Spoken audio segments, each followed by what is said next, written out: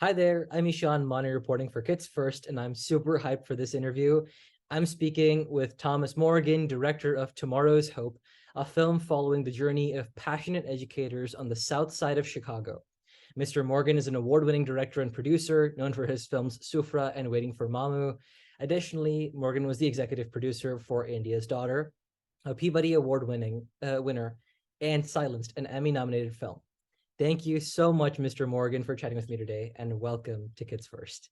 Sure, thanks for having me.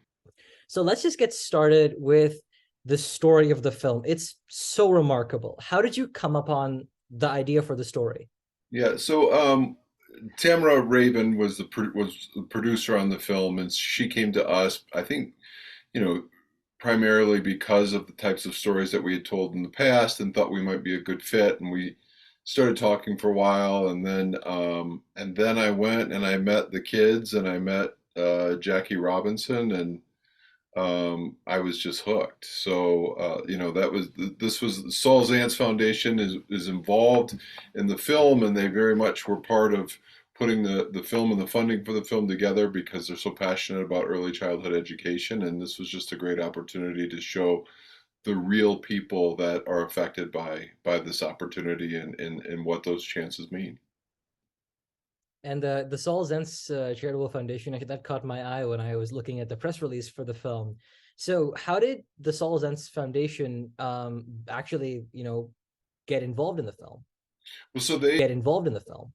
Well, so they have contributed to these very schools that these kids have gone to in the Chicago area, and so I think that seeing kind of the effects of their investments in these schools, they felt compelled to be involved in a film about and showing really the results of the work. And I think we were all just kind of taken back by some of the people and their commitment to these kids who really have been voiceless and have lived in some dire situations for their whole lives. So it was a really good match.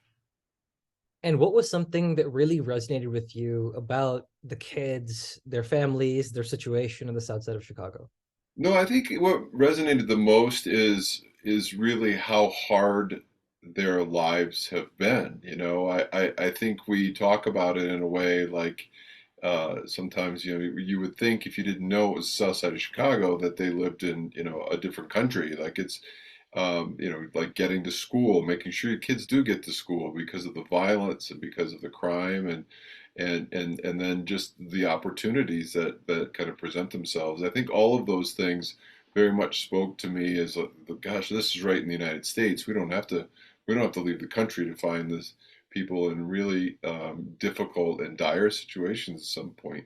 But I think also just seeing how these opportunities not only changed them but changed the outlook for their families was big. Like when you see kids that are first generation to graduate high school, that's a big deal in their family, and it kind of then starts to open up the minds of like what is possible. So I think all of that was really eye opening for me.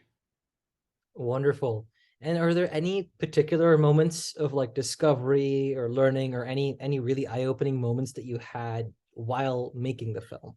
Yeah, I think what you find is like these pockets of people and compassion and love that were really touching. I remember speaking to Jalen and her family and having her mother recount the death of her son, by gunfire in the south side of Chicago and how it affected the family. And I don't know, like there's just these intimate moments that you feel like you are part of while you're holding back the tears listening to them speak, that I feel very privileged, but also I feel very much a responsibility for the stories that come from those moments. And I think every film has many of those. This film just seemed to have more. I like that last line. Actually, the film seemed to have more. I also want to know how else was this film, this project, different from your other previous projects that you've done, and how did it maybe change your outlook on the film process in general? Well, I think this project, like a lot of times you're following a journey, and I guess in this case you are as well, but trying to also capture the essence of the time frame and how long this all took and what people had been through, and trying to kind of pull all of those things in as well to show that this wasn't just an overnight success, right? Like, and I don't know, I think like Jackie Robinson, the woman in the film, that spoke about her own kids and how they didn't have access to this, and that her son was in prison, and she had, they had a lot of issues, and yet she dedicated her life to helping these kids. I mean, every day looking after not only the kids, but also like being a guide and guidance to these parents. I think those are the things that very much like pull you in, and for me that were different, because I think it's a different kind of, it would be very easy for someone to look away or to climb out themselves and then never look back, right? Like, once you're out, why would you ever go back there? But to see people who go back and kind of stay engaged and involved to help others get out as well is really something that moved me. In what maybe specific ways has your outlook on early childhood education, or even just education in general, especially when it comes to disadvantaged populations, changed from making the film? Well, I think now, especially now, you read and hear all of these things about education and how broken the system is.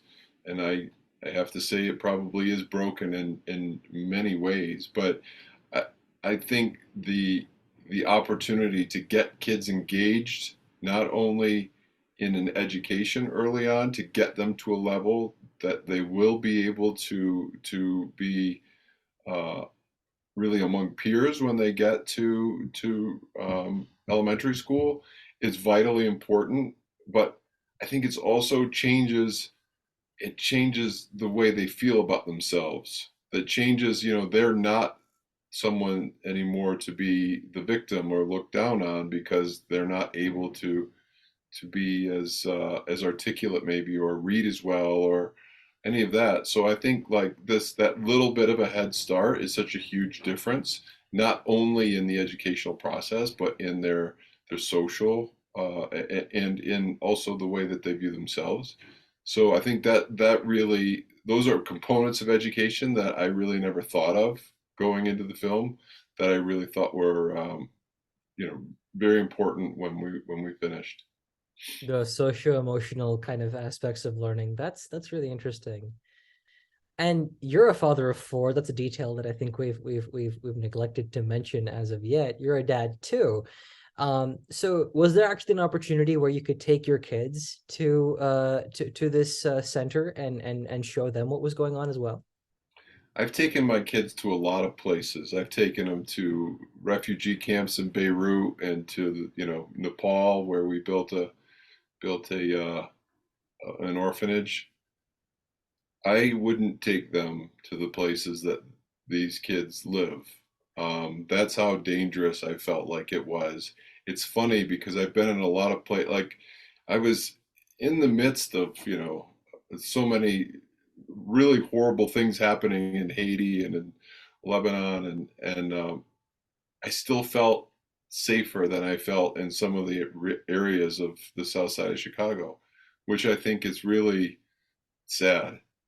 So my kids didn't get this experience. They've seen the film, but they didn't get the same experience that they've gotten in other places around the world, because I did feel like it was very dangerous in a lot of those places. And they they know, like, it's not like I mean the people in the film as well, like they would say, don't bring your kids down here. Hmm. So yeah, I guess that was the part that I wish I could have changed.